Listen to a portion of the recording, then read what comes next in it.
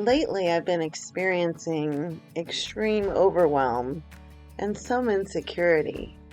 When you have a brain like mine and you want to do everything, it can create a bit of a problem.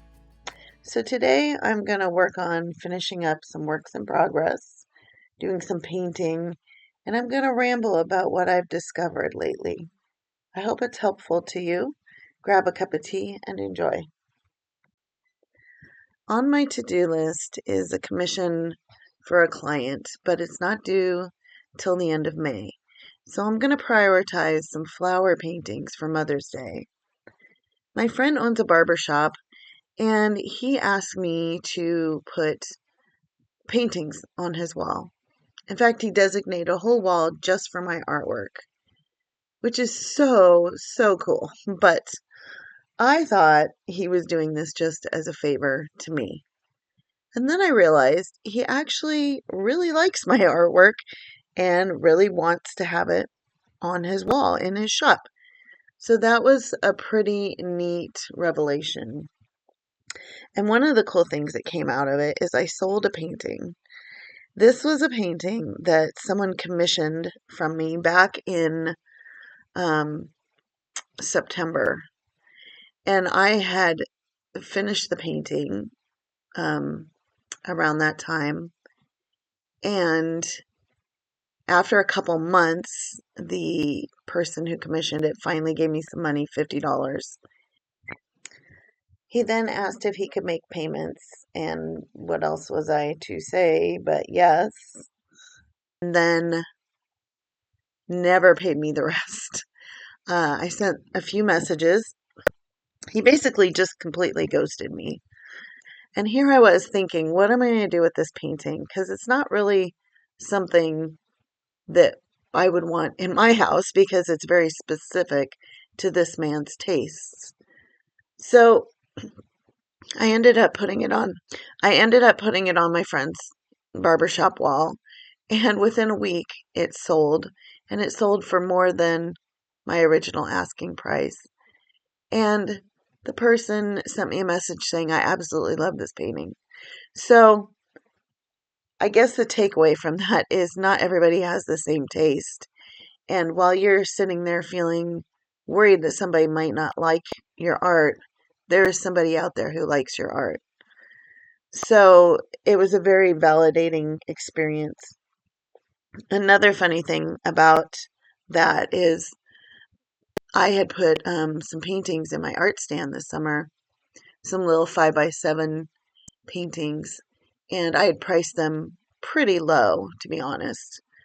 And I did sell, a couple, but I put one of these paintings on my friend's wall, the barbershop wall, and I priced it for what it actually should be sold for, and it sold.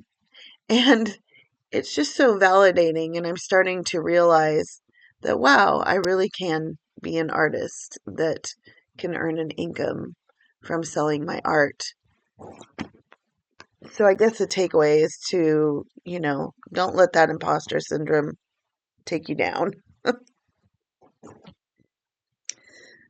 Another success I've had lately, which has also been very rewarding, is selling my stores and stickers. I mean, selling my stickers in stores. I know I've mentioned this in a previous video, but I guess I was really surprised at how well stickers would sell. And they're fairly easy to make. You design them and you have them ordered from, a printing site. You can make your own, but I have not tackled that learning curve yet. But anyways, that was something else I wanted to share with you. So my biggest struggle in general lately is just being overwhelmed in general. I always have a million things I want to do, and I do not have enough time to do them all, especially because I'm only working about 20 hours a week. So I really had to think hard about how I can simplify and make things easier mentally. I The first thing I decided that was huge was I decided not to do the art market after all that I was planning on doing in December. I still am not giving up on that idea. I do want to do it in the future, but I think I'm just need to focus on some other things. So that's one thing I've taken off my plate, which actually has relieved a ton of stress. Another thing that I've decided is to simplify my art stand that's in my yard. I'm going to only put out one or two items and only on special occasions such as holidays or special weekends. So that will relieve some crowding in my brain also. The funny thing is, I actually think that'll help sales because instead of having my art stand stocked with a ton of items all the time, I'll be bringing out one or two items and only on special occasions, which will make it more fun for people to check out on their walks through the neighborhood. I was talking to my mentor the other day and came to the conclusion that my art studio needed to be the highest priority. It is not functioning very well, and I think that prohibits me from creating as often as I want to. There's a ton of furniture in there, and my easel is huge. And so I'm going to make that a priority to try to find a way to get one or two pieces of furniture out and be creative in my storage so that I have more room to move around and have my art station set up all the time. I'm going to have specific art and filming stations set up to make it easier for me to go in there and paint. And I think I'll make a video about that, so look out for that one.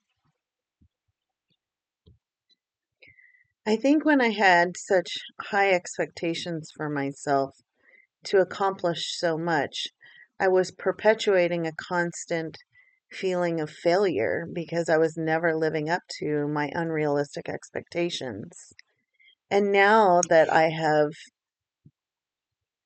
given myself permission to simplify and let go of some things, I feel so much freer. It's a very freeing feeling to take a deep breath and say, okay, this I can handle versus what I had previously expected from myself.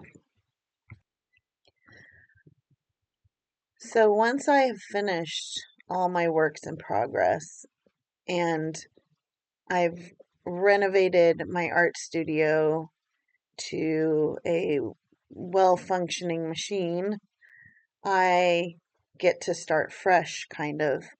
And I think my new goals after that will be to start a couple of paintings that are things I've wanted to do, but have felt intimidating because I think they are definitely pushing my skill level.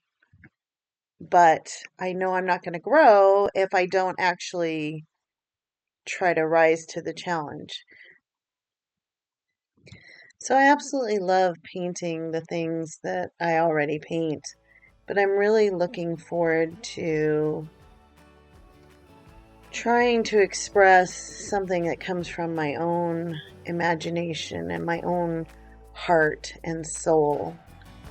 Um, yeah, that's something I'm really looking forward to.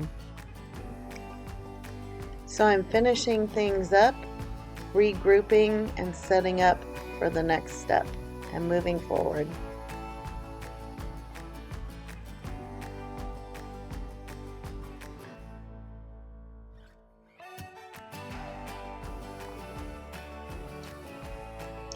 I think it's important to stop sometimes, reassess, and make changes if needed. I'd love to know what your challenges or your successes have been lately. Feel free to drop a comment, and I hope you enjoyed the video. Please like and subscribe, and I'll see you on the next one. Thanks for watching.